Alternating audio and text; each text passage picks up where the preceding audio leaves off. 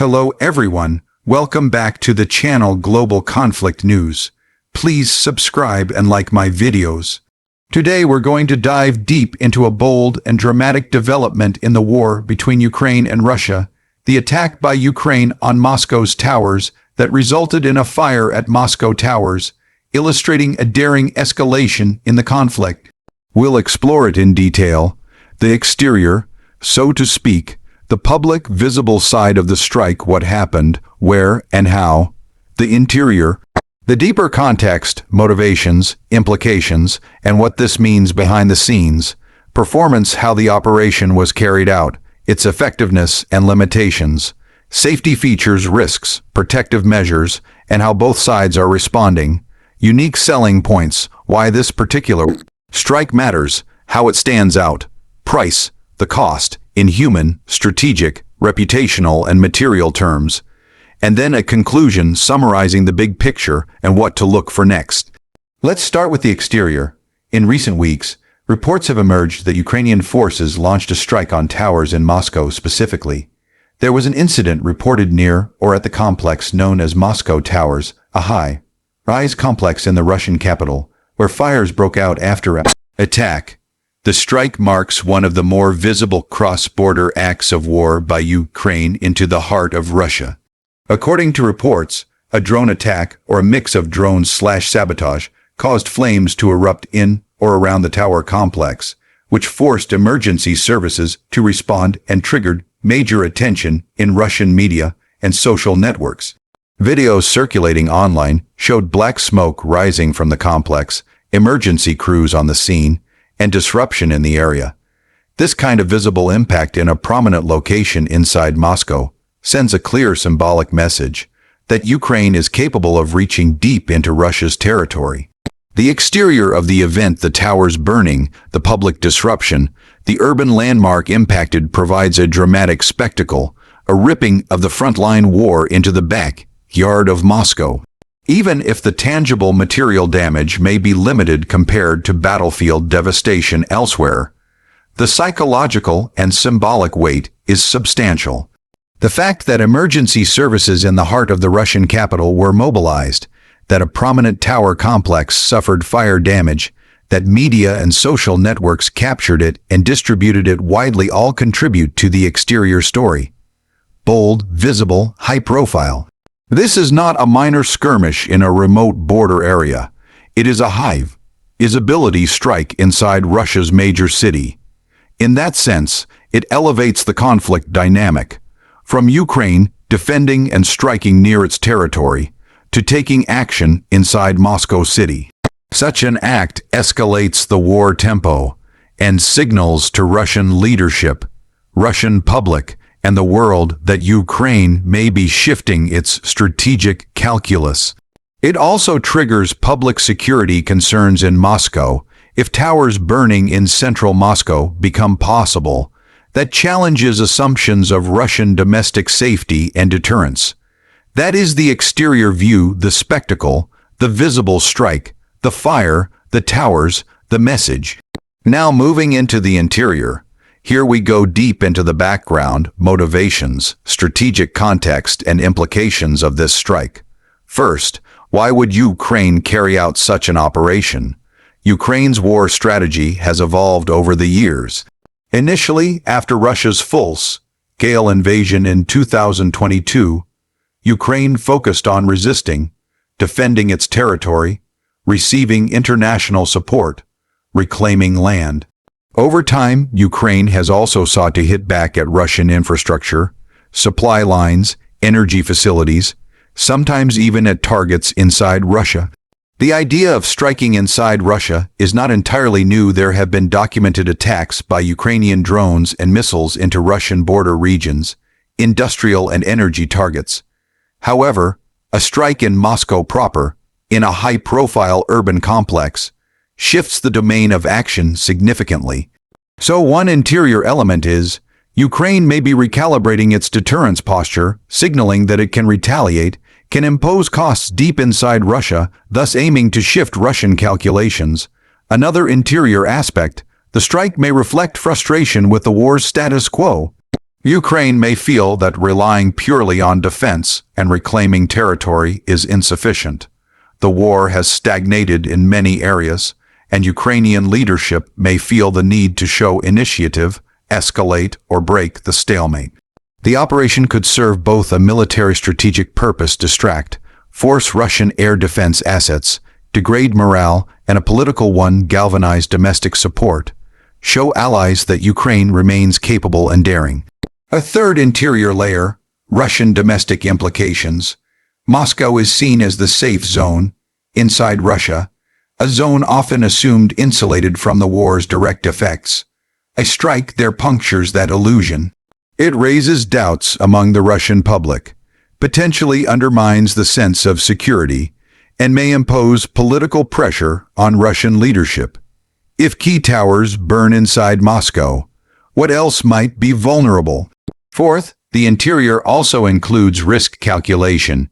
Ukraine will have had to weigh the risk of Russian retaliation, substantial escalation, and potential civilian casualties or collateral damage inside Moscow, which could affect international support or provide Russia with propaganda fodder. There are legal, moral, strategic risks, carrying burdens. Fifth, the interior implications for the broader war. A strike like this could change how Russia allocates resources: more air defense inside central Russia, more security spending, diverting resources from front-line operations. It could also change the dynamics of Western support, showing Ukraine is taking the initiative might motivate further aid. Alternatively, it might alarm some nations worried about escalation. Sixth, there's the message to Russia's allies and enemies that Ukraine might be shifting to a more offensive mindset, not just holding territory but striking where it hurts Moscow. This has consequences for morale and perception. Finally, the interior focus includes the symbolism. Burning towers in Moscow resonate culturally and psychologically. It's not just military, it's symbolic warfare. It could be designed to send a message of hope to Ukrainians, a message of fear to Russians, and a signal to the world that the war is far from settled. All of these interior dimensions, motivations, implications, strategic logic, symbolic meaning form the interior part of the story behind the strikes. Next, let's talk about performance. How well did this strike perform relative to objectives? What were its successes? What were its limitations? And what can we assess from available information? Based on open reporting, the strike achieved a visible outcome. Fire at a prominent tower complex in Moscow, media coverage, a security response. That indicates that the operation achieved at least part of its objective to penetrate Russia's airspace/defense or exploit a vulnerability, hit a target inside Moscow, create a high visibility impact. The performance metric. Visibility equals success in terms of psychological impact. From what we know, the operation appears carefully planned. Targeting a known tower complex, Moscow Towers is a known landmark, using drones or low-signature weapons to avoid early detection or to mitigate Russian air defense. The fact that emergency services responded in Moscow suggests the strike was significant enough to trigger real disruption. However, there are limitations. It is unclear how much structural damage was done, how many casualties, if any, occurred, and whether strategic objectives such as degrading a critical Russian capability were fully met. Was the tower complex primarily symbolic, or did it house Russian military or intelligence functions? The more symbolic the target, the less strategic damage might have been inflicted, so the performance may be more symbolic success than strategic knockout. In addition, the risk of escalation is significant. Russia may ramp up air defense, may retaliate harder, may claim civilian casualties or provocations. Thus, the performance, while impressive from a boldness standpoint, may carry long-term consequences. Also, in measuring performance, one must note whether Ukraine sustained losses, drones shot down, personnel risk, and whether it triggered immediate Russian counterstrikes. We don't yet see full data on that, so performance is partly successful, but with caveats. Finally, the performance includes messaging value, which appears high. Coverage, both in Russia, emergency services, and internationally, media outlets seem strong, so the informational dimension was executed well. Now on to safety features, meaning what safety or protective elements come into play from both sides. How did the side executing the strike try to minimize risk? And how did the defending side respond with protective measures? What are the vulnerabilities? From Ukraine's side, safety features likely included careful planning to minimize collateral damage and civilian casualties, to avoid providing Russia with a propaganda victory or triggering broad condemnation. Using drones, if that is correct, rather than large missiles may reduce risk of civilian casualties and allow more precise targeting. Choosing a tower complex likely with less civilian occupancy or selecting timing to minimize casualties may have been part of the risk mitigation. Also, launching from a distance using stealth or indirect approach helps protect operators. From Russia's side, safety features include existing air defense systems, radar tracking, anti-drone capabilities, protective screening of high-altitude urban targets, emergency response like fire services and evacuation protocols, and security measures around tower sites. However, the strike exposed possible gaps. Drones apparently penetrated to a major Moscow complex, prompting emergency response. That suggests either the defense was insufficient or the assault exploited an unexpected vulnerability. In terms of safety of civilians, both sides carry responsibility. Strikes inside major urban areas risk civilian casualties and collateral damage. From Ukraine's perspective, they must balance striking high-visibility targets with the risk of harming civilians. From Russia's side, high civilian presence in urban centers means that any attack or counterattack has serious safety implications. The event also reveals that safety of symbolic urban centers, presumed insulated from war, is now compromised. Moscow towers burning means big city safety assumptions may be shaken. Also, the strike might prompt Russia to strengthen safety/carrier defense features. More air defense in Moscow, more drone counter measures, improved surveillance, strengthened civilian emergency protocols. For Ukraine, the safety features moving forward might include further careful mission planning, improved attribution management to minimize escalation, and better risk assessment of Russian retaliation. So while safety features exist, this strike underscores how both sides may need to adapt. Next, unique selling points. What makes this strike unique compared to other operations in the war? Why will it be discussed and remembered? What are the distinguishing features? First, the geographic uniqueness. An attack inside Moscow city proper, involving a landmark tower complex, is far more rare than strikes along the front line or in border regions. This gives it high symbolic value. Second, the psychological impact. Striking within Moscow shakes the perception of safety in Russia's heartland. That alone makes it a potent statement. Third, the media and messaging dimension. The combination of visuals, tower complex burning, Moscow skyline disrupted, public urban location, and probably timing to maximize visibility makes this a communications campaign, not just a military strike. Fourth, the precedent-setting nature. If Ukraine continues to conduct strikes of this kind, the war's geography of action expands. Moscow is no longer entirely behind the curtain. Fifth, the operational daring. Planning and executing a strike in such a location requires intelligence, logistics, risk management, and suggests a shift in Ukrainian capability or mindset. Sixth, the ripple effects. Such a strike may force Russia to reallocate resources, defend deeper interior, create strategic ripple effects.